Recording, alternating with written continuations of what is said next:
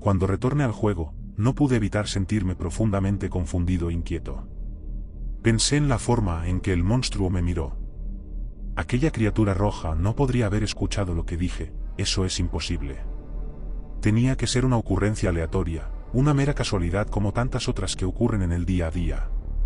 Sencillamente insulté a la criatura y en ese preciso instante comenzó una animación donde la misma miraba a pantalla.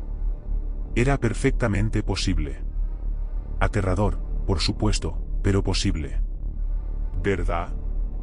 Nada en este juego tenía sentido. Los nuevos monstruos de Godzilla, los extraños monstruos de reemplazo, imágenes fuera de lugar como los templos verdes, los niveles de cuestionario y las persecuciones del monstruo rojo. Nada parecía cuadrar. Si se trataba de alguna clase de elaborada broma, no era divertida de ninguna manera que yo pudiera entender. Si no se trataba de una broma, y en su lugar estaban tratando de hacer una secuela genuina con nuevos monstruos de Godzilla, ¿por qué agregar todo lo demás? ¿Quizás era algún tipo de experimento artístico? ¿Algún proyecto grupal hecho por gente realmente talentosa y bizarra? ¿Los creadores habrán extraviado accidentalmente el cartucho, o tal vez pretendían que alguna persona al azar lo encontrara? Todo era solo una suposición infructuosa. Por lo que pude ver, solo había una forma de descubrir cuál era el problema con esta versión de Godzilla Monster of Monster, jugarlo hasta el final. Tal vez habría algo en los créditos, una explicación de los creadores de por qué hicieron esto, un remate que dejara en claro que todo se trataba de una broma. O bien podría ser algo mucho más críptico y extraño, tal vez incluso algo horripilante. Antes de echar un buen vistazo al tablero de Dimension, pensé en volver a jugar Trance para ver si el monstruo rojo me miraba de nuevo al finalizar la persecución. Pero decidí no hacerlo. Quería seguir avanzando. También me preocupaba un poco que retroceder pudiera hacer que el juego se volviera aún más extraño. La música del tablero de Demencia se parecía mucho a la música de Saturno, excepto que era más lenta, y tocada con un instrumento que sonaba similar a un piano. Como la mayoría de las canciones inéditas agregadas a la banda sonora, resultaba inquietante y cargaba el ambiente con un suspenso casi palpable. Mientras escuchaba la música, puse la vista al tablero de Demencia. Había 4 monstruos jefes: Space Godzilla, Manda, Gigan y Baragon. Me sorprendió que hubiera 2 nuevos monstruos de Toho esta vez. Pero la mejor sorpresa aún estaba por llegar. Empecé el nivel de cuestionario. Aquí hay otra lista de resultados en el mismo formato que la anterior. ¿Puedes nadar? Respuesta: sí. Reacción: feliz. ¿Te gusta el pescado? Respuesta: sí. Reacción: enfermo. ¿Pueden volar los pingüinos? Respuesta: no. Reacción: triste. Puede girar en todas las direcciones. No hubo aclaración de lo que Kara quiso decir con eso, así que solo supuse: respuesta: no. Reacción: sorprendido. ¿Respiras oxígeno? Respuesta: sí. Reacción: cara rara número 8. Sabe bien cuando muerdes a una mujer. No sé a quién se le ocurrió esta pregunta, pero realmente espero que reciba ayuda mental. Respuesta: no. Reacción: molesto. ¿Es de noche? ¿Dónde estás? Respuesta: sí. Reacción: cara rara número 6. ¿Te gustan los gatos? Respuesta: sí. Reacción: confundido. ¿El agua está mojada? Respuesta: sí. Reacción: enojado. ¿Alguna vez te has roto un hueso? Respuesta: no. Reacción: feliz. ¿Te gusta tu trabajo? Respuesta: sí. Reacción: herido. ¿Te gustaría un nuevo monstruo? Respuesta: sí. Reacción: cara rara número 11. En ese momento no estaba del todo seguro de qué quería decir Kara con nuevo monstruo, pero no pude resistirme a responder sí, solo para ver qué pasaba. El resultado fue alucinante. El juego me llevó de vuelta al tablero y tenía un nuevo monstruo disponible: Anguirus. Desde que era niño, siempre quise jugar como Anguirus, ya que era mi segundo monstruo de Godzilla favorito. Además, nunca me gustó mucho Mothra. Moví mi nueva pieza de Anguirus al nivel justo al lado, ansioso por probar el nuevo monstruo que ahora estaba a mi disposición. Antes de entrar en la descripción del nivel, creo meritorio dar algo de información sobre Anguirus para aquellos no tan inmersos en la franquicia de Godzilla. Usando los botones arriba y abajo podías elegir si Anguirus se utilizaba una posición bípeda o una cuadrúpeda para desplazarse. No era una gran diferencia, pero poder ponerse de pie era útil en las peleas contra jefes, mientras que a veces el desplazarse en 4 patas ayudaba a eludir obstáculos y ataques enemigos. Podía golpear y patear como Godzilla, pero sin azote de cola. En cambio, tenía algo mucho más interesante, la capacidad de enroscarse y transformarse temporalmente en una bola con púas y rodar. Aún podías recibir daño, pero era reducido. Se trataba de una buena manera de eliminar a los enemigos de etapa, pero desafortunadamente hacerlo también agotaba la barra de energía.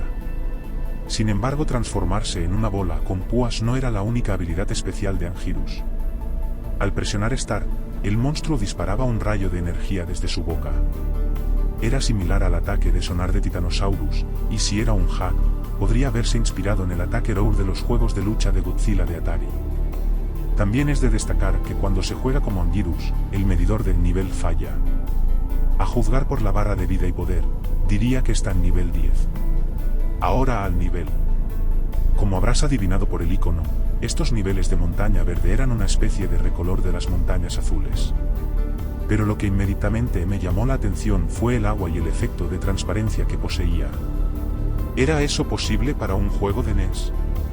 Sé que la Super Nintendo podía hacerlo, pero nunca había visto un efecto de transparencia en un juego de NES. La música de las montañas verdes se tocaba con el mismo instrumento que la de las montañas azules, pero la melodía era totalmente diferente. Era una canción muy sencilla con muchas pausas abruptas, seguidas de una nota fuerte cada pocos segundos. Como sea, realicé el habitual paseo por el nivel. Y al igual que en los niveles de Montaña Azul no había monstruos ni nada, pero muy pronto llegué a un acantilado sobre el agua. No había otro lugar a donde ir excepto al agua, así que bajé y me sumergí. La transparencia del agua hacía que las cosas fueran un poco más difíciles de ver, pero era tolerable. Después de sumergirme me encontré con 2 nuevos enemigos, una piraña gigante y una especie de cosa alimentador de fondo espinoso. Me gustaba la piraña, porque podía distinguir fácilmente qué era. Era un diseño de enemigo sensato que aparecería en un juego real, y había muy pocos enemigos como este. No necesitaban muchos golpes para matarlos, pero eran bastante molestos y podían reducir considerablemente tu vida si se acercaban lo suficiente. A esto hay que agregar que suelen viajar en manadas. En cuanto a los alimentadores de fondo, eran fáciles de tratar. Nadan a lo largo de la parte inferior de la pantalla hacia ti y pueden ser fácilmente aplastados con el ataque de rodar o bien eludidos mediante un simple salto. En esta captura de pantalla puedes verme a punto de arrollar a uno de ellos, y hay una manada de pirañas detrás de él. Después de superar el nivel de montaña verde, moví a Godzilla al icono del castillo azul. Al iniciar el nivel apareció una pantalla de título con el texto "Frío implacable". El nivel en sí parecía una mazmorra conformada de ladrillos azules, con hileras de caras blancas idénticas en las paredes a manera de decoración. Estos rostros tenían una expresión permanente de horror plasmada en ellos. También hubo algo de estática gris parpadeante, que en realidad no oscureció mi visión, pero se suma al tono inquietante de estos niveles. La música era un bucle de 12 segundos de un coro de tono bajo vocalizando, que me sonaba muy familiar para mí. Cada vez que jugaba en uno de estos niveles tenía una repentina y horrible sensación de ansiedad. Tenía la sensación de que cuanto más avanzaba en el nivel, más me acercaba a algo indeciblemente malvado. No había enemigos, pero estas eran algunas de las fases más largas del juego. Solo jugué un nivel de Castillo Azul, pero me tomó 7 minutos completarlo. No quería admitirlo en ese momento, pero me di cuenta de algo jugando en el nivel del Castillo Azul. Este juego tiene la capacidad de hacer que el jugador experimente ciertas cosas. No lo digo en el sentido de que te irrites jugando porque el título es una mierda, o que te pongas nervioso por algo aterrador en un juego. Lo que quiero decir es que ciertos eventos en este juego pueden hacerte comenzar a sentir algo instantáneamente, como si inducieran de forma inexplicable un estado de ánimo o sensación. Sé que suena completamente loco. No te culpo por no creerme. Yo tampoco creería nada de esto si no lo hubiese jugado yo mismo. Pero hay algo muy malo en este juego y todavía no sé cómo explicarlo. Entonces, después llegó el momento de luchar contra el reemplazo de Baragon. Aunque Baragon era originalmente el monstruo más pequeño del juego, su reemplazo fue el más grande. De hecho, era tan alto que el suelo estaba notablemente más bajo, y la cabeza del falso Baragon apenas evitó la colisión con la vara en la parte superior de la pantalla. Y era tan espantosamente bizarro como enorme. Quizás te preguntes cómo ataca sin brazos. Bueno, tiene la patada más poderosa del juego. Pero su otra técnica de lucha es mucho más extraña. Primero te lanza un aliento con efecto criogenizante, luego regresa a la esquina derecha de la pantalla y extiende una enorme ametralladora Gatling desde su abdomen. Puede parecerte divertido, pero ciertamente no lo fue para mí mientras jugaba.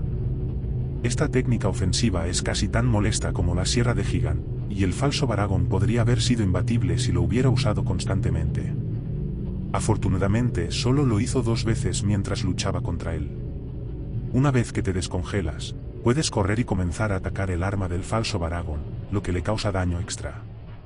Esto me ayudó a destruirlo. Luego de acabar con el falso Baragon, llegó el momento de jugar el tercer tipo de nivel. Decidí que iba a usar a Anguirus para luchar contra Manda y Gigant, y luego luchar contra Space Godzilla como Godzilla. Antes de entrar en las batallas, describiré el tercer tipo de nivel, el Ártico. El Ártico es exactamente lo que adivinarías por el nombre, una tundra helada con algunos segmentos acuosos. La música me recordó un poco a Northern Hemisphere de Donkey Kong Country, en forma de 8 bits. Una canción que inevitablemente trae a la mente el horror de quedar a la deriva en un gélido páramo desolado. Había nuevos enemigos en esta etapa. El primero era una criatura que yacía congelada en un bloque de hielo. Bloquean tu camino y tienes que usar el rayo de calor para descongelarlos del hielo. Se parecen un poco al falso Gezora, solo que sin el ojo y con un tamaño notablemente menor. Cuando las criaturas atrapadas en hielo se liberan, hacen un extraño movimiento de gateo y te empujan hacia atrás. No causa ningún daño, pero es un poco molesto. Después de lidiar con la criatura en el hielo, seguí caminando durante 1 o 2 minutos y encontré un segmento de agua. Salté y afortunadamente esta vez logré obtener una captura de pantalla que muestra cómo salpica el agua cuando los monstruos se sumergen en ella. No sé cómo programaron eso, pero es bastante impresionante considerando las limitaciones de la NES. Otra cosa interesante es cómo la pantalla cambia de enfoque cuando se está sumergido. Aquí puedes ver otro enemigo nuevo, un espécimen que nombre Spike Walker. Caminan hacia ti y explotan aleatoriamente o de forma instantánea si se los ataca, lanzando picos en todas direcciones. Los picos no causan mucho daño, pero me acercaron peligrosamente a caer en un pozo en más de una ocasión. Oh, hablando de los pozos, en el agua, el juego tiene un elemento plataformero, pozos sin fondo. No había ninguno de estos en la versión original, ya que era estrictamente un juego de acción, pero los pozos fueron una buena adición. Después de regresar a tierra, me encontré con un mini jefe muy inesperado, Maguma, el Kaiju Morsa. Sé que este juego tenía algunos monstruos oscuros para empezar, pero esto realmente me sorprendió. No es que me esté quejando, es un cameo bastante genial para un Kaiju no apreciado. Las tácticas de lucha de Maguma eran muy simples, tenía un rayo congelador y podía cargar contra ti. No es muy desafiante, pero ciertamente más entretenido que el mini jefe matango del juego original. Una cosa realmente interesante sobre Maguma es que no muere cuando lo derrotas, simplemente se da media vuelta y se retira. Esta fue la primera vez que vi a un monstruo enemigo cambiar de dirección, así como la primera vez que vi a un enemigo retirarse. Intenté darle persecución por pura curiosidad, pero desapareció después de que me metí en el agua. Pobre bastardo. Y eso es todo para el Ártico. Hablaré sobre la pelea de Manda a continuación. Olvidé mencionarlo antes, pero la música que se reproduce durante las nuevas peleas de monstruos se reutiliza de temas reales en el juego. Hasta ahora los temas han sido Titanosaurus, la música de Gezora; Biollante, la música de Hedorah; Orga, la música de Baragon/Moguera; Manda, la música de Baran; Space Godzilla, la música de Mecha Godzilla. En cuanto a la pelea, Manda fue un oponente bastante astuto. Cuando se daba cuenta de que una táctica era ineficaz, inmediatamente cambiaba a otra diferente. Manda usó bastantes trucos, como escupir fuego, morder, y el más irritante de todos, constreñir.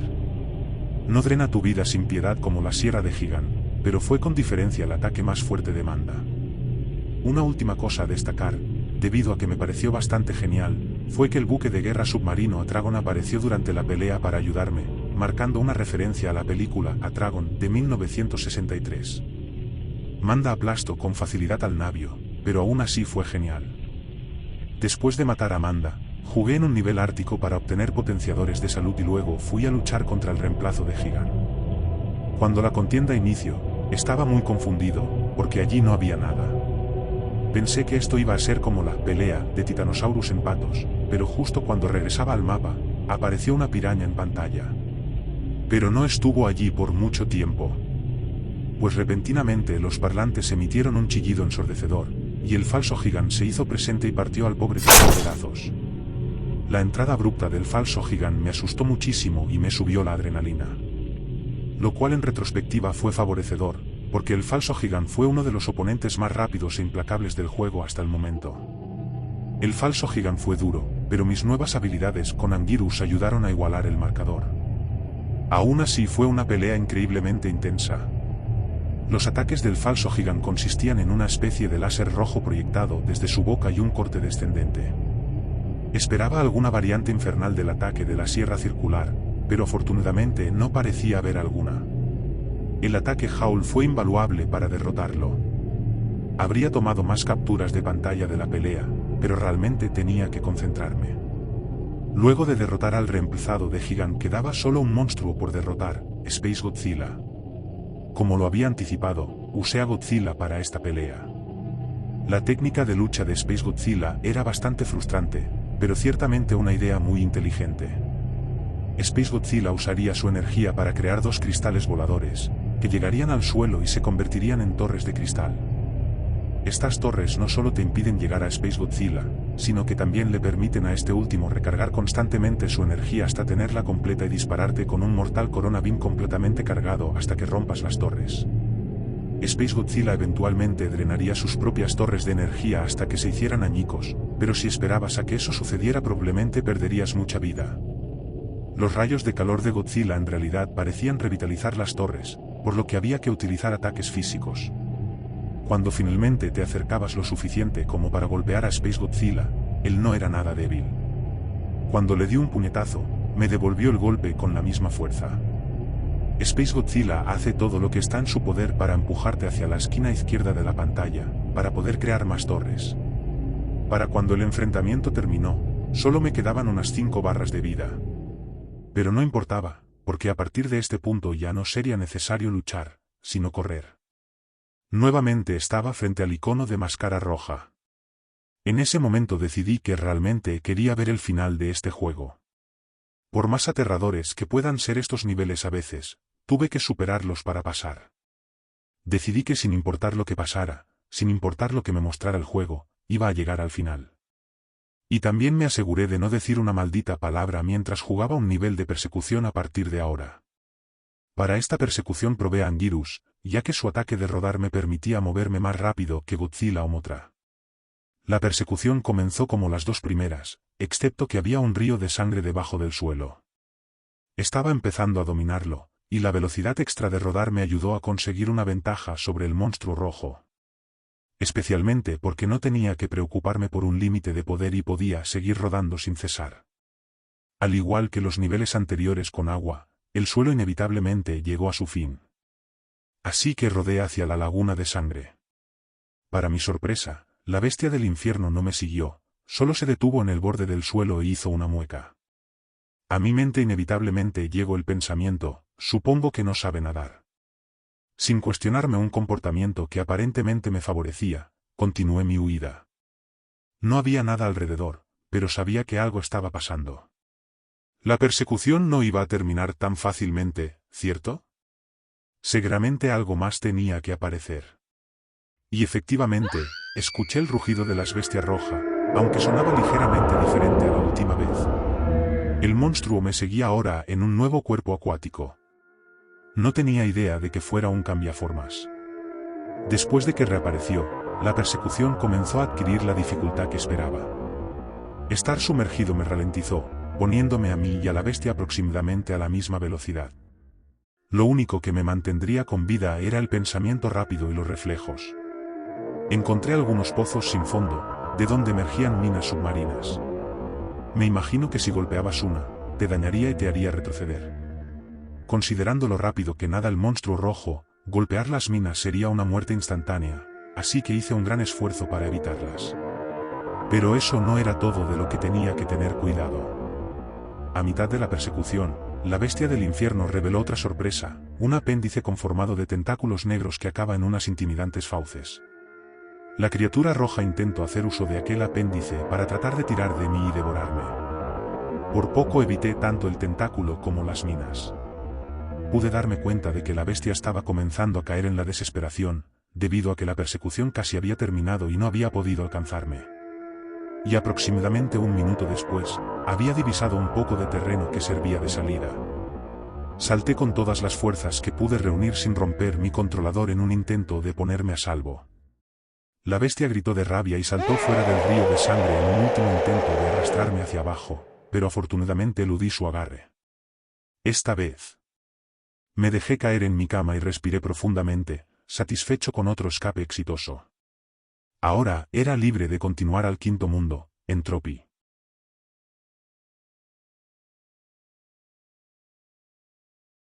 Hola, Carpincho Dan al habla. Espero hayas disfrutado el vídeo. Y si así fue, sería de gran ayuda que te suscribas, des like y dejes un comentario. Sin más que decir, me despido. Hasta la próxima.